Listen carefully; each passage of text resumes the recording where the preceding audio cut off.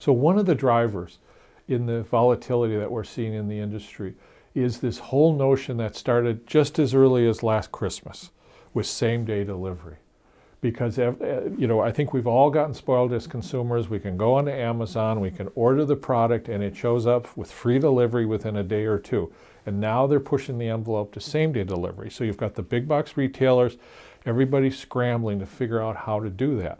And I think what's interesting from our industry perspective is it's going into where we talked about earlier about how networks are changing. Now all of a sudden you're enveloping the same-day delivery model, which means you have to be closer to the customer ultimately because of time and distance, which means are we going to see even more distribution center locations? The other thing that's added to all this is some research that was done by the academic community that looked at the impact that fuel prices had on distribution locations. The models are showing if you have more locations, it's cheaper. And then they also took it another step and added, well, what happens to the carbon footprint of this network? And they also found if we added a few more locations, your carbon impact goes down. Your price goes up a little bit, but your impact on your carbon because your distance to your ultimate customer goes down. Now that is earth-shattering and very interesting stuff. I have gone over for many years to hear sustainable speakers talk. And they always stop, or they always close with the comment, and you should do this because it's good for your heart.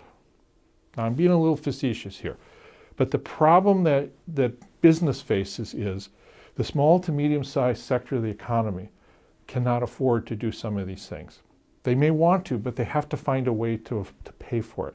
The largest sector of the economy, who's already doing some of these, are living under return on investment periods of much shorter than some of these kind of projects require.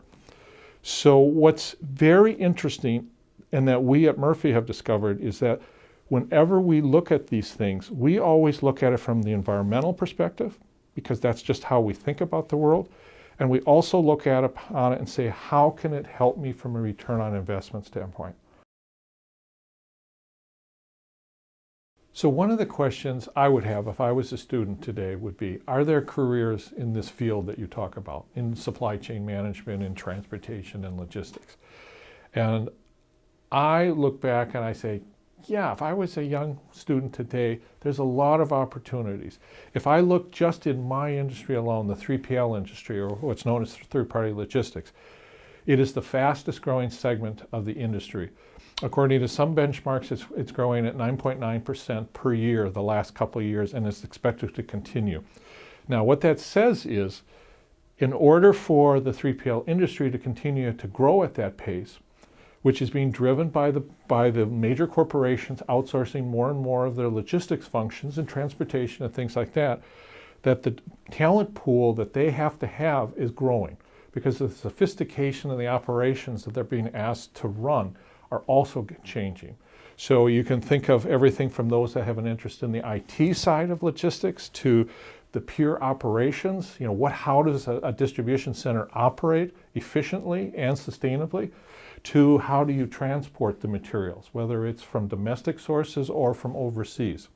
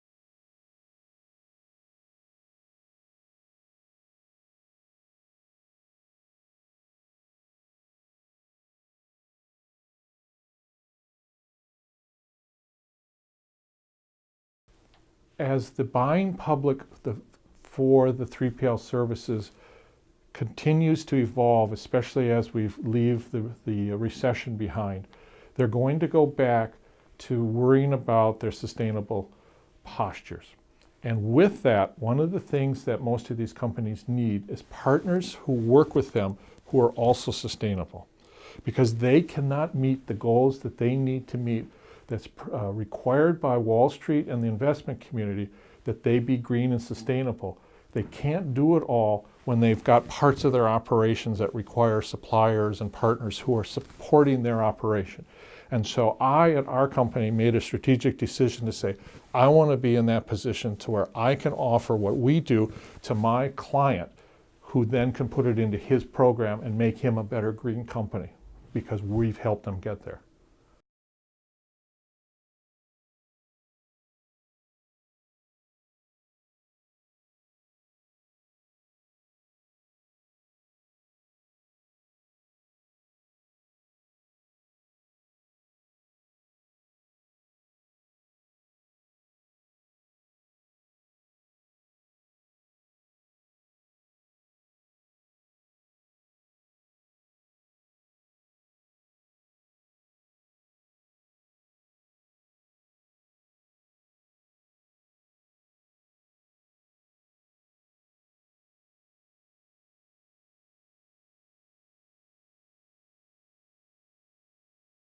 But I think in today's world, in our industry, the axiom for the real estate is location, location, logistics. Because if you think about it, for the kind of facilities that we operate that have a lot of product that has to move and get to customers or production lines or whatever you are in the supply chain, if the logistics don't support the location, it doesn't work anymore.